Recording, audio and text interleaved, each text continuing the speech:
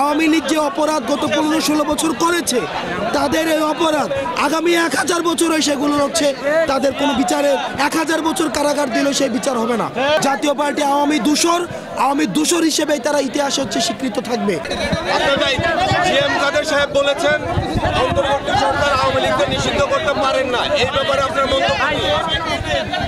দেখেন, আওয়ামী লীগকে নিষিদ্ধ হবে কি হবে না, পুনর্বাসিত হবে কি হবে না, সেই সিদ্ধান্ত 5 অগস্ট হয়ে গিয়েছে।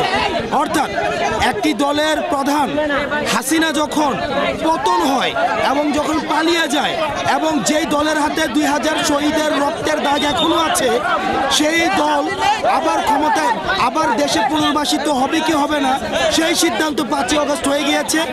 আমাদের এই শহীদের রক্তের বিচার না হওয়া পর্যন্ত, এই গুম খুন হত্যার বিচার না হওয়া পর্যন্ত আওয়ামী লীগের পুনর্বাসনের প্রশ্ন প্রাসঙ্গিক না। এখন যে প্রশ্নটি প্রাসঙ্গিক যে আওয়ামী লীগের আগে সুবিচার নিশ্চিত হতে হবে, এরপর অন্য আলাপ। এবং আওয়ামী লীগ যে অপরাধ গত 15-16 বছর করেছে, তাদের এই অপরাধ আগামী 1000 বছর সেগুলো হচ্ছে তাদের কোনো বিচারে 1000 বছর কারাগার দিলেও সেই বিচার হবে না। সুতরাং আগে হচ্ছে বিচার নিশ্চিত করতে হবে। বিচার নিশ্চিত না হওয়া পর্যন্ত তাদের পুনর্বাসনের যে আলাপটি জাতীয় পার্টি দিচ্ছে, এটি একটি ফেসিবাদের আরেকটি দূষর। উপরে ভর করেই কিন্তু ফেসিবাদ ডালপালা গজিয়ে মহিরূপে বেড়ে উঠেছে। সুতরাং জাতীয় পার্টি যদি মনে করে আবার তারা হচ্ছে শেষ কয়েকদিন আন্দোলনের আগে পিছনে থেকে আবার তারা হচ্ছে মেইন স্ট্রিমে চলে আসবে, তাহলে জাতীয় পার্টি ভুল ভাবছে। জাতীয় পার্টি আওয়ামী দূষর হিসেবে তারা ইতিহাসে হচ্ছে স্বীকৃত থাকবে। সুতরাং জাতীয় পার্টি কি বললো সেটি ছাত্র নাগরিক কোনো ধরনের তোয়াক্কা করে না।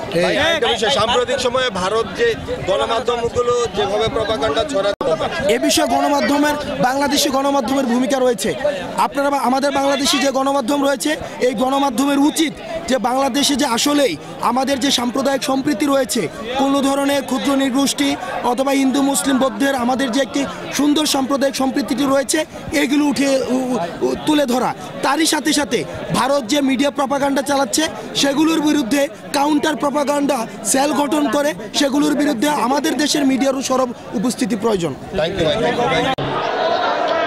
সম্মানিত উপস্থিতি, আমরা দীর্ঘ 16 বছর সিপাহ সালার যারা বৈষম্য বিরোধী ছাত্র আন্দোলনের কেন্দ্রীয় নেতৃবৃন্দ, আমি সবাইকে আন্তরিক শুভেচ্ছা এবং অভিনন্দন জানাচ্ছি।